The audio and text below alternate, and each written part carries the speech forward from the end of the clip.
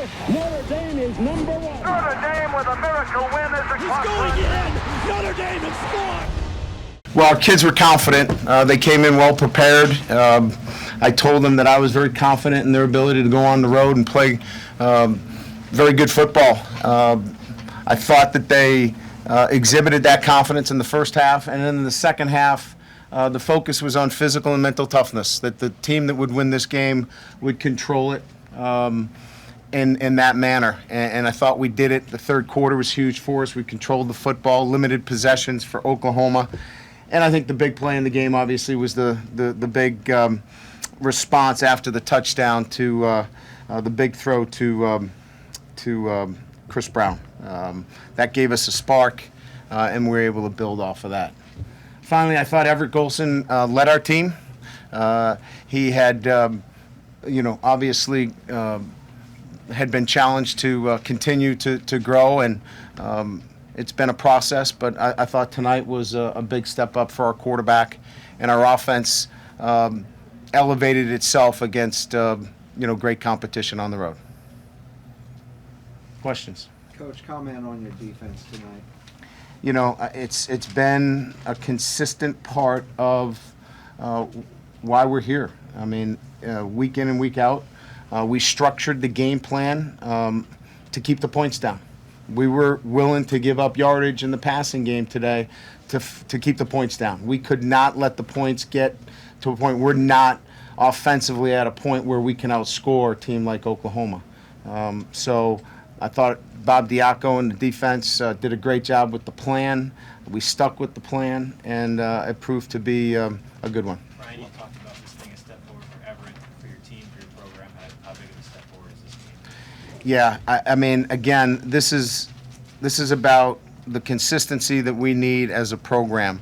We've got to win on the road against top 10 teams. Now, we've been confronted with, earlier in the season, a top 10 opponent in Michigan State. We beat them on the road, and then again against Oklahoma. Those are the things that you have to do to continue to build your football program. It's another step for us. We have not in any way, shape, or form arrived. We've got a lot of work to continue to work towards, but a real big step for our team in that they know they can go on the road and play with anybody. Brian, why do you say that? You haven't arrived. Well, After this. we just have so many things that we have to continue to work on. I mean, missed opportunities on offense, defensively, we had some. Look, I'm not going to sit here and say we are not excited about beating a great opponent on the road. But if we start talking about all these other things, we're going to lose sight of how we got here, and that is it's been a focus and a detailed approach to every single day. Brian, symbolically, how important do you think it was now to give up a touchdown there at the end to hold them to what you held? I don't think in those terms, I knew there was more time on the clock. I was thinking about the Handstein, really, to be quite honest with you. And but no, I don't know that really played in. We probably would have been a little bit upset. I know Coach Diaco would have probably been upset if they got in the end zone, but I don't know that we looked too deep into that. Brian, you talked about being confident, right, about coming into this. With all the hoopla going around, they've been talking about this being the biggest non-conference game in Stoops history. Do you feel you guys came in here like it was a business trip? Did they handle this the way you'd like? They did. They were the whole week. They didn't talk about Oklahoma. They talked about what they needed to do to play well today, and they've handled themselves very well. And that's why I was confident, because they put in the time and the preparation to be successful today. Now you got to go out and make plays, and we made some plays out there today. But this was a group that was very confident because they've done the work necessary to be successful on Saturdays. It's not just I hope we play well today. They knew they were going to play well. Brian, after Bell got the tying touchdown and just before Everett made the big throw, did you talk to him at all? And was there any conversation making sure that he was, that's kind of a defining drive for him at this point? Did you talk to him at all? Oh, there's constant conversation with Everett every time, whether he's laying on his back because he got the wind knocked out of him, or he's coming over to the sideline. We're having communication with him. I don't talk in terms of how big this is. I talk in terms of execute the plays that we call, and he threw a great ball, to Chris Brown that gave us a real big spark there in the third quarter. On that play, how did you make the decision against eating clock and methodically working down? I wanted to win the game. I thought that we needed to throw the football and get a big chunk play. We wanted to win, and there was no way and that we were going to turn down that opportunity. We had some of those against BYU, and we didn't throw them. We knew coming into this week that we were going to have to hit some plays down the field, and we executed it well. How does it speak to Everett's mental toughness that he came into this environment and did turn the ball over? He's growing up. He's just the first year of eligibility. He's got 4 left, and he's been on the road, and he's won big games for us. He's going to continue to get better. Does Manti deserve the Heisman? And that's not for me to decide. I'll tell you what, he represents all of the things that the Heisman Trophy espouses, integrity and character and a great football player. But I think Manti is more interested in beating Pittsburgh. Brian, what did you talk about with Everett when he got the wind knocked out? Everett learns by actions, and I said, I think you'll stay front side from now on, and you won't bend that back into the safety that we're not blocking. And he said, yeah, you're right, I won't. So that's what I said to him. Brian, last year you started 0-2, I think it was, right? You can't hold on to the ball. If someone had told you then that you come into Oklahoma, no turnovers, and I think 1 penalty, at least when I left the press box, what would you have said? That the 2 years of being very demanding on our football team is starting to show itself. Brian, coverage units, that had to be huge going into this. Outstanding. Cam McDaniel got the game ball tonight. As you know, he wore 21 in honor of one of his teammates that tragically passed away. And he was called on during the week because we knew we were going to play some nickel and dime. He played some DB for us this week. And then, of course, when George got sick, we had to get him ready for some running back as well. And he's just been that kind of team player, and then outstanding on special teams today. So he got the game ball. When you go down a list of all the things that you had to do to win this game, stop the run the ball, time of possession, special teams, turnovers, I mean, what didn't you do? You pretty much made a clean sweep of the entire list. I think it was a complete team victory. I think we did all the things necessary to win today. We're coaches. We'll find something wrong Sunday.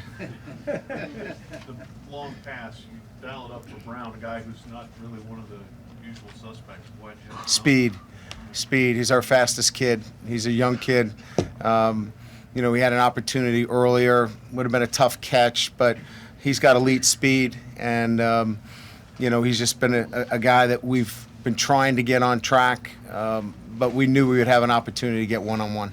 Brian, you talked about the hard work this team has put in. Every team works hard. Why is it that this one is getting doing what you want them to do? Well, first of all, I think it's been a process of not just this year. I think these wins happen over a period of time. They just don't happen in a one-year cycle. This has been a group that's had to take some lumps, has had to learn along the way.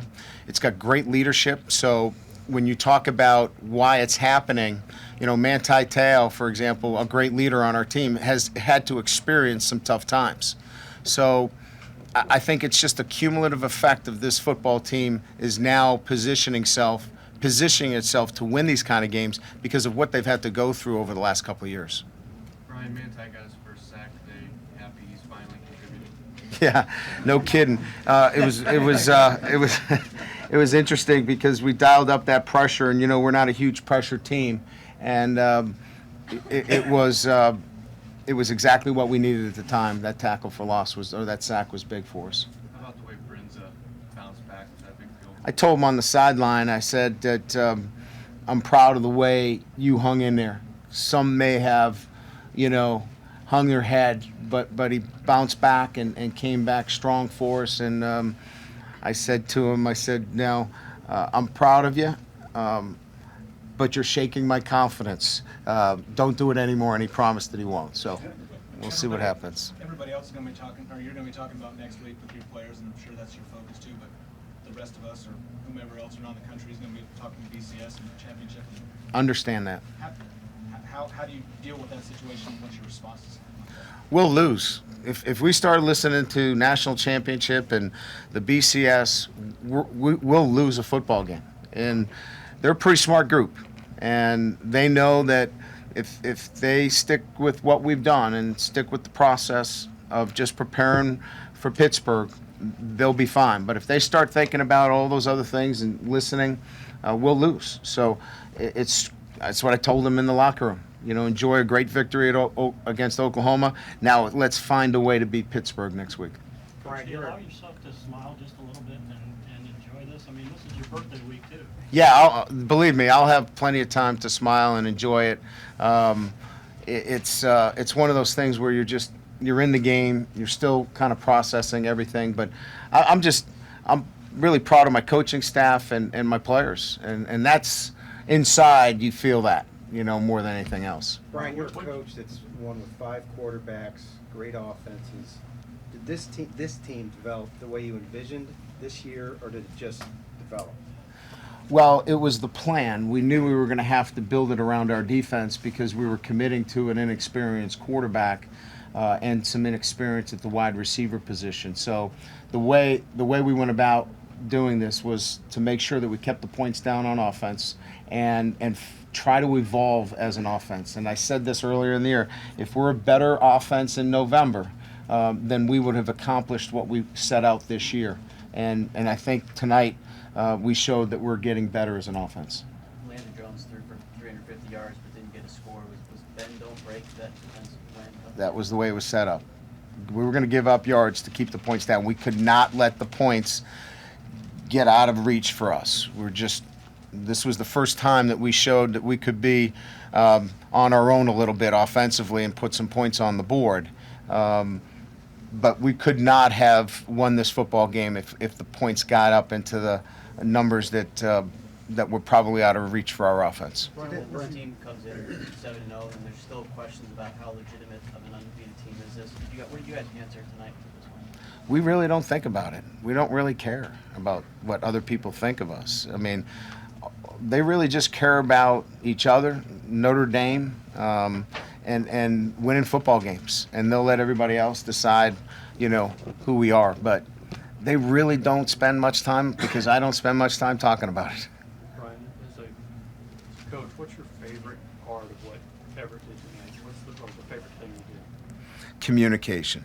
And he led. He actually, you could sense that he was leading. He was communicating. He was talking.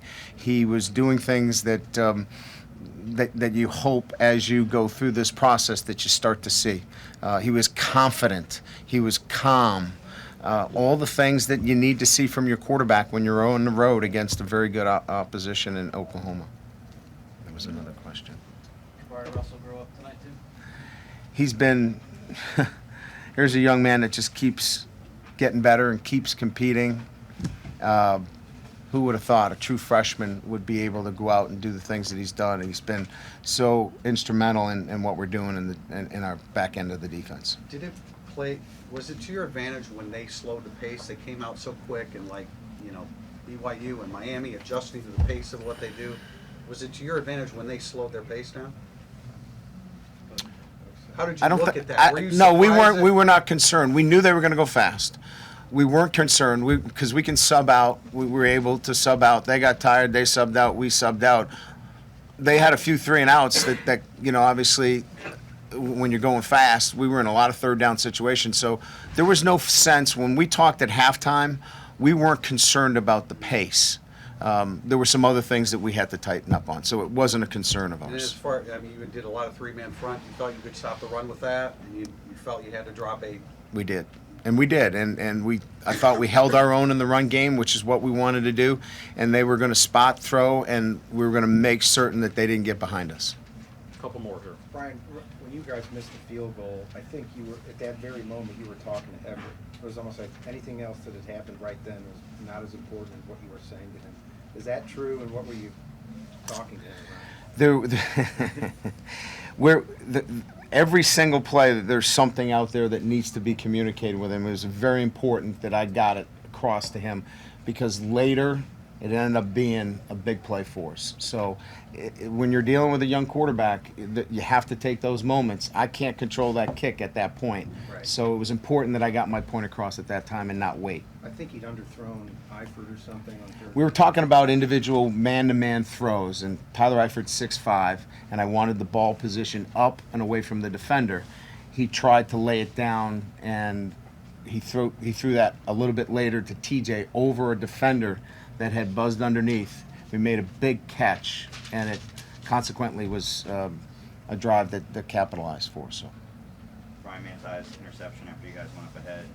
Had a lot of big plays this season, but how important was that to kind of squash their any chance of a drive? Certainly, anytime you get turnovers late in the game like that, they're huge. But, again, I think our defensive plan and structure was such that if they were going to throw the ball, we were going to make sure that we were on body and make some tackles. We got a deflection and got the ball out. It was a big play. One more. Anybody? Good. Thanks. Thank you.